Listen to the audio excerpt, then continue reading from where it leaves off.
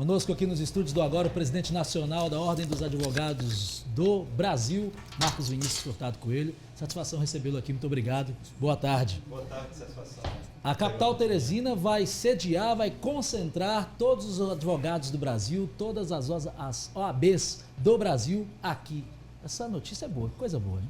É verdade, nós transferimos a sede da OAB Nacional, politicamente falando, para Teresina, nos dias de hoje e amanhã, onde aqui já se encontram todas as seccionais da OAB. Nós temos 27 unidades da federação, portanto 27 seccionais da ordem, para discutir temas relacionados à advocacia, né, como a valorização do jovem advogado, da mulher advogada, da advocacia pública, né, e também discutir o Brasil, porque a ordem ela é dos advogados, mas ela é também do Brasil, e os dois temas são importantes para o Estado Democrático de Direito, para a construção de uma sociedade justa e fraterna. Nós temos um prédio que vai ser inaugurado lá também. Também, o presidente William Guimarães, que se encontra comigo nesta visita à TV Meio Norte, ele se encontra convidando todos os advogados do Estado a participarem deste importante momento. A partir das 19 horas, inauguraremos o Centro Cultural da Advocacia Piauiense, como também um departamento de apoio ao jovem advogado,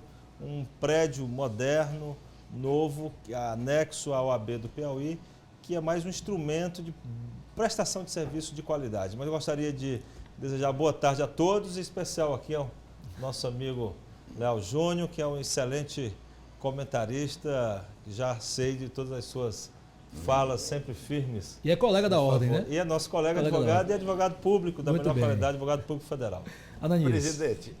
Ananias, por favor. E o Ananias também, um grande abraço. Doutor Marcos, ontem o ministro Joaquim Barbosa, depois de 1 ano e 5 meses, proferiu seu voto na ação impetrada pela ordem contra o financiamento privado das campanhas no Brasil, proferiu seu voto contra.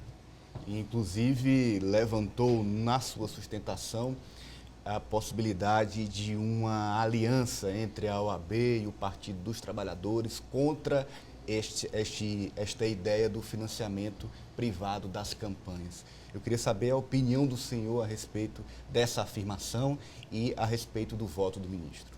O ministro que ontem votou foi o Gilmar Mendes, né? Gilmar Mendes. Mas o ministro Joaquim Barbosa, e foi muito bem você lembrar do Joaquim Barbosa, ele votou a favor da OAB antes de se aposentar. Então, só para a comunidade ter uma ideia, o ministro Joaquim Barbosa está ao lado da OAB nessa campanha.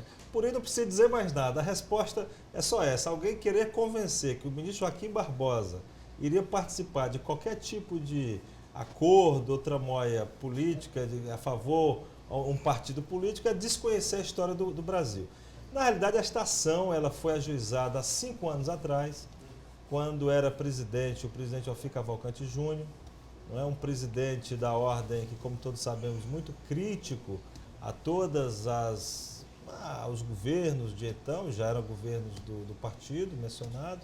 Então, não moveu a ordem qualquer tipo, à época, 5 anos atrás, qualquer tipo de relação partidária. O que é que a ordem está querendo? Sem querer também ser dona da verdade. Verificando os fatos da vida pública nacional, se percebe que a cada eleição, quer dizer, a contribuição empresarial a candidatos e partidos acaba levando a uma relação indevida na administração pública. Tanto a doação legal como a ilegal. Não é? A legal também, a própria Operação Lava Jato está tendente a aprovar, está encaminhando a aprovar que muitas doações legais eram doações que, na origem, parece que não eram legais. Essa, pelo menos, é a hipótese que a operação quer provar. Então, perceba, o que fazer diante disso? Cruzar os braços? Permitir que continuem essas doações? O que a OAB fez há 5 anos atrás? Foi ao Supremo Tribunal Federal e disse, olha, não é constitucional as empresas definirem os eleitos. Quem tem que doar são as pessoas físicas, quer dizer, o cidadão.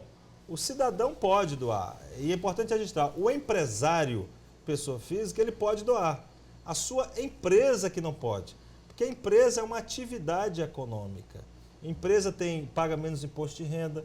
Olha, a empresa paga 4.000 de imposto de renda, enquanto o cidadão paga 27% de imposto de renda. Por quê? Porque Porque a empresa é importante para gerar emprego, gerar lucro, gerar dividendos, crescimento do país. Mas empresa não é povo. E povo, portanto, é quem deve contribuir. Então, o que moveu a OAB há 5 anos atrás foi apenas a verificação de que isso é inconstitucional. A ordem pode estar certa, pode estar errada, ninguém é dono da verdade. Isso será feito no debate. Mas hoje a maioria do Supremo Tribunal Federal, inclusive com o voto do ministro Joaquim Barbosa, fazendo esta maioria, concluiu esta maioria que é inconstitucional. Hoje à tarde é retomado o julgamento lá no Supremo Tribunal Federal dessa importante matéria. Portanto, o que move a OAB é fazer com que a sociedade brasileira seja ouvida. Perceba que na pesquisa Datafolha, que a Ordem fez agora em julho, quase que 80% da população brasileira é contra que as empresas financiem candidatos e partidos políticos. E a tese da OAB não é o financiamento público, a tese da OAB é o financiamento das pessoas físicas, dos cidadãos, e que as campanhas sejam mais baratas. Isso aqui é importante. Isso é bom para todos, inclusive para os políticos. Quer dizer, os políticos que têm serviço prestados, aqueles líderes comunitários, eles vão ao debate como esse aqui, Léo. Nós temos que estimular debates como este. Que os candidatos venham, debatam ideias, propostas, sugestões e acabe com essa história de um marqueteiro receber 70 milhões de reais como marqueteiro da presidente da República. Parece que recebeu 70 milhões de reais em uma campanha de 3 meses. Isso não fecha. Então a Ordem ela está defendendo essa causa, como também estamos agora na causa contra o aumento de impostos. Lançamos a nota desde ontem contra a CPMF, contra esse aumento da carga tributária. Nós não achamos correto que o governo, que não faz o seu dever de casa, que não corta gastos, que tem quase 40 ministérios, não fazendo o dever de casa, jogue para a população brasileira, jogue para as forças produtivas o ônus de tapar o buraco do orçamento. Então entendemos que é hora do governo, antes de falar em aumento de imposto, de criação de tributo, que o governo faça o seu dever de casa e corte gastos, porque é assim que a dona de casa, por exemplo, quando tem mais despesas do que receita, faz. Ela corta os gastos para empatar, porque não podemos sufocar mais ainda os empresários e a sociedade brasileira com aumento de impostos. Presidente, é muita satisfação tê-lo aqui, primeiro porque o presidente da OAB é um dos nossos, né? É daqui, eu conheço há muitos longos tempos, né? Privo de uma relação próxima e me traz muita satisfação vê-lo agora como presidente da OAB, no momento em que a OAB fortalece o seu formato, fortalece a sua presença. Antigamente a OAB era uma entidade também considerada muito séria, mas muito restrita na sua ação e na sua atividade. Hoje a OAB tem um novo formato em que participa de muitas questões do interesse público. O presidente fez aí uma avaliação, inclusive já respondendo algumas questões que eu iria fazer ao presidente. Mas vou me fixar primeiramente nesta. Essa questão da doação de recursos de empresas, é lógico e é óbvio que nenhuma empresa vai doar para um candidato sem esperar dele uma reciprocidade. Então, haverá uma reciprocidade. Não podemos analisar como antecipar e dizer que essa reciprocidade não é correta. Mas há uma reciprocidade e isso já é um comprometimento. E com isso já se aumenta o custo das campanhas que nós sabemos que estão estratosféricos. Hoje não se afere mais o valor nem o trabalho, se avalece a condição financeira.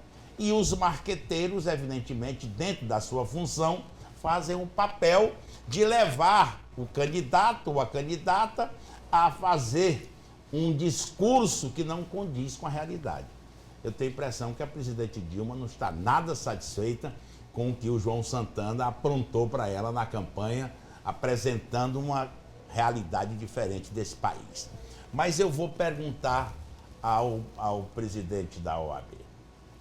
Nesta proposta de se acabar com essas doações, O senhor acredita, presidente, na sua avaliação política e jurídica, o senhor acredita que as campanhas políticas possam voltar a ser feitas a partir de debate, de discussões e da aferição do trabalho e do valor? Muito bem. A pergunta muito lúcida, sensata. Agradeço ao colega advogado Léo Júnior por ela. E, de fato, sou um advogado piauiense presidindo a OAB Nacional e tento levar a voz do Piauí para o cenário nacional. Qual a crença da ordem? É que essa decisão por si só, ela não vai resolver os problemas da corrupção eleitoral, da corrupção administrativa. Há a questão do caixa 2 de campanha, mas qual a grande mudança com a introdução do fim do investimento empresarial em candidatos e partidos? É que nós iremos inverter a curva. Hoje a curva está ascendente. A cada campanha eleitoral a gente ouve falar 5 milhões, 10 milhões, 15 milhões, 20 milhões de reais são gastos em uma campanha para cargo A, B, C ou D. Então, a curva está ascendente. Cada campanha é um custo maior. Então, a deixar como está, os custos vão só se elevar. E pessoas de nível, pessoas que têm ideias, que têm propostas, acabam saindo. Pessoas que não querem, participar, se submeter a esse tipo de processo. Então, qual é a ideia? Inverter a curva. Então, nós não teremos mais a curva ascendente, teremos uma curva descendente. Uma campanha que a OAB irá fazer logo em seguida, já nas eleições municipais, com os eleitores, junto com a CNBB, é a seguinte: não vote em candidato que tiver campanha milionária. Porque se as empresas não estiverem participando das campanhas e aparecer alguém com campanha milionária, essa campanha é caixa 2. Essa campanha já é caixa 2. E hoje com a internet, o WhatsApp, hoje a informação está muito fluida. Então, vamos fazer uma campanha com os eleitores. Apareceu um candidato com campanha milionária, não votem nele porque ele está fazendo campanha com caixa 2. Então, é um processo. Esse resultado do Supremo é apenas a inversão da curva, né, para que as campanhas não continuem. Porque a cada campanha nós verificamos que as doações oficiais elas se potencializam. Hoje o Brasil gasta proporcionalmente 10 vezes mais do que a Inglaterra em campanhas eleitorais. Já tirando, obviamente, a população brasileira, que é bem maior, já fazendo esse corte, nós gastamos muito mais do que a maioria dos países do mundo. Só perdemos para os Estados Unidos quando que lá se contabiliza a propaganda no rádio e televisão que é paga pelo candidato. Aqui no Brasil, a inserção no rádio e televisão é gratuita. Mas se colocássemos a inserção no rádio e televisão como paga no Brasil, nós teremos a campanha mais cara que a dos Estados Unidos da América. Então não pode estar certo isso. Então nós temos que defender a democracia brasileira. Esta é uma proposta a favor da política, não é contra a política. É a favor de uma política que discute ideias, propostas e que os candidatos venham debater, venham participar. Quem tiver boas ideias, serviço prestado, contribuição, qualidade, o povo vai votar. E acabar com essa história de que ganha eleição quem tem estrutura de campanha. O nome estrutura de campanha é este nome que nós sabemos que é o nome utilizado, é o nome bonito utilizado para a corrupção eleitoral por mais das vezes. Tem até um político, só um instantinho, tem até um político aqui conhecido, tradicional e de muito bom humor que diz: político liso é inelegível. Presidente, o senhor marcou uma posição a respeito da CPMF, mas o governo apresentou uma série de medidas de arrecadação de tributos, entre elas aumento da receita, entre elas a CPMF, mas também de cortes. Como é que o senhor analisou essas medidas do conjunto geral que o governo apresentou, além do aumento da arrecadação, também uma perspectiva de aumento de cortes de gastos públicos e a perspectiva de mais à frente se fazer uma redução ministerial? O primeiro erro do governo, e tenho dito isso já há algum tempo, é a falta de diálogo, né? Então, é um erro de procedimento. Essas medidas todas, antes de serem anunciadas, deveriam ter sido dialogadas. Dialogar com a sociedade civil, dialogar com o Congresso. Quer dizer, a matéria é resolvida entre 4, 5 pessoas e autocraticamente lança como um pacote para a população brasileira aceitar. Então, o governo ele não dialoga de fato. Quer dizer, às vezes faz até uma reunião, não é, para fazer de conta que está dialogando. Dialogar não é isso. Dialogar é quando um fala e o outro escuta. Dialogar de faz de conta não adianta. Então, o primeiro erro é de procedimento. O segundo, o governo fez um corte, mas um corte de gasto muito tímido ainda. Quer dizer, fala-se em 200 milhões de reais apenas. O rombo é de 30 bilhões no orçamento. Então, nós temos que diminuir esses ministérios à metade, diminuir os cargos comissionados, ver o que é prioritário para o Brasil e ter uma política de cortes para o momento. Esse é o momento de travessia. Nós temos uma crise que é econômica, provocada muito pela crise política, que é, por sua vez, ocasionada muito pela crise ética do Brasil. Se o governo não fechar a conta, essa crise vai se transformar em um caos. Essa política de aumento de impostos com juros altos vai fazer com que o Brasil aumente a recessão, vai fazer com que o nosso país aumente o desemprego e as conquistas sociais que o Brasil teve nos últimos 20 anos, elas ficam ameaçadas. Então isso nós não queremos. Queremos que o Brasil tenha estabilidade política e econômica para voltar a desenvolver. Presidente, recentemente o governo mandou para o Congresso uma lei que foi aprovada no sentido de que os depósitos judiciais ficassem disponíveis em até 70% para que se utilizasse para cobrir déficits no setor previdenciário e em outros setores. Os estados, alguns já estão também, já elaboraram suas leis, já estão praticando essa apropriação do dinheiro dos litigantes, né? Daqueles que estão aguardando o resultado da justiça. A OAB, segundo se anuncia, deverá, ou já entrou, com uma medida no sentido de se contrapor como que esta matéria seja inconstitucional, né? A Associação Brasileira dos Magistrados também já se manifesta assim. Qual é a posição do presidente da OAB e da OAB nessa questão? Léo, nós temos posição firmada. A primeira lei que surgiu nessa matéria foi uma lei do estado do Rio Grande do Sul. A OAB ingressamos com ação direta de inconstitucionalidade no Supremo Tribunal Federal, porque não há justificativa alguma no sentido de que os depósitos privados, quer dizer, as pessoas vão a juízo, depositam em juízo aquele valor para garantir o cumprimento de uma eventual decisão judicial. Não há justificativa alguma para que este depósito seja utilizado para pagar folha de salário, pagar gastos do governo e pagar previdência. Então, a ordem, no caso do Rio Grande do Sul, já ingressamos com ação direta de inconstitucionalidade.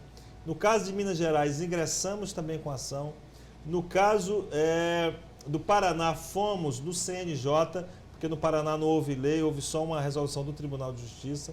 E aqui no estado do Piauí, por óbvio, temos que manter a coerência nacional e iremos tomar a mesma providência. A única justificativa plausível, e ainda é um debate que segunda-feira o Supremo Tribunal vai fazer, terá uma audiência pública no Supremo para tratar disso, é que no caso de usar, e aí um percentual de até 30%, não 70%, para o pagamento de precatórios, há quem defenda, porque precatório é cumprimento de decisão judicial também, os depósitos servem para cumprir decisão judicial, a curva de 30% ela nunca é alcançada, há essa discussão em termos de precatório. Mas em relação a pagamento de folha, previdência, custeio do Estado, não há qualquer juízo de constitucionalidade possível para que se atinja esses depósitos para este uso. Então a OAB nacional, a ordem é uma só, a mesma posição que ela tomou no caso da lei do Rio Grande do Sul, tomará no caso da lei do Piauí. Presidente, muito obrigado pela presença do senhor aqui no Jornal Agora. É uma alegria recebê-lo de volta em casa, hein? Aqui no Piauí. A alegria é minha, me sinto em casa no Piauí, minha terra, e me sinto em casa também aqui no meu norte. Oh, coisa boa, muito obrigado. Essa TV tão querida, há quantos e quantos anos eu não sou aqui premiado e prestigiado com a entrevista nessa TV do nosso amigo PG. Ah, muito obrigado, muito obrigado. Seja sempre bem-vindo.